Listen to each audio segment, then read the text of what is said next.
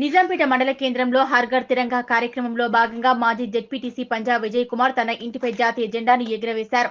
ఈ సందర్భంగా ఆయన మాట్లాడుతూ దేశం నాదని భావన ప్రతి భారతీయుడిలో ఉండాలని జెడ్పీటీసీ పంజా విజయ్ కుమార్ తెలిపారు.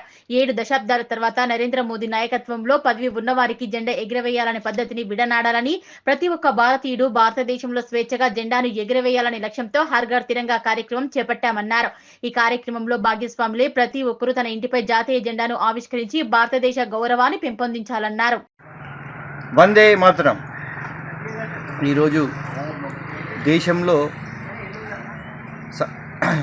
7 దశాబ్దాల తర్వాత నరేంద్ర మోడీ గారి నాయకత్వంలో ఒక జెండా ఎగరవేయాలని అంటే ఒక పదవి ఉన్న వాళ్ళు లేకపోతే ఒక బాధ్యత ఉన్న వాళ్ళు మాత్రమే దీనికి అర్హులు అనే సిద్ధాంతాన్ని పక్కన పెట్టి భారతదేశంలో పుట్టినటువంటి ప్రతి పౌరుడు కూడా స్వతంత్రంగా నాకు స్వతంత్రం వచ్చింది, ఈ త్రివర్ణ పతాకాన్ని నేను కూడా నా ఇంటి మీద ఎగరవేస్తాననే సంకల్పాన్ని కల్పించి వాళ్ళను స్వయంగా వాళ్ళని ఇంటి మీద ఎగిరి విధంగా సవరించినటువంటి చరిత్ర మన భారతీయ జనతా పార్టీది, నరేంద్ర మోడీ గారిది.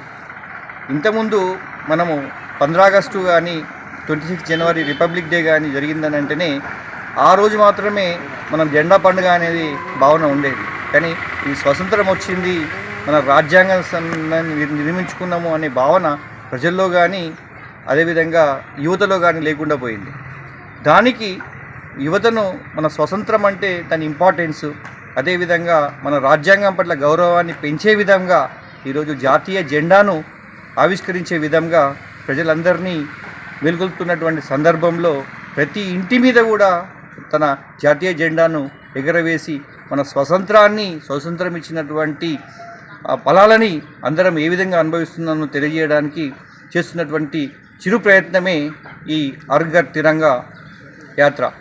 కాబట్టి ప్రతి ఒక్కరు కూడా తన ఇంటి మీద జాతీయ జెండాను ఎగరవేసి దేశం యొక్క గౌరవాన్ని, సార్వభౌమత్యాన్ని కాపాడాలని కోరుకుంటూ నరేంద్ర మోడీ గారి పిలుపుని ప్రతి ఒక్కరు గౌరవించాలని తెలియజేస్తూ జై హింద్, భారత్ మాతా కీ జై.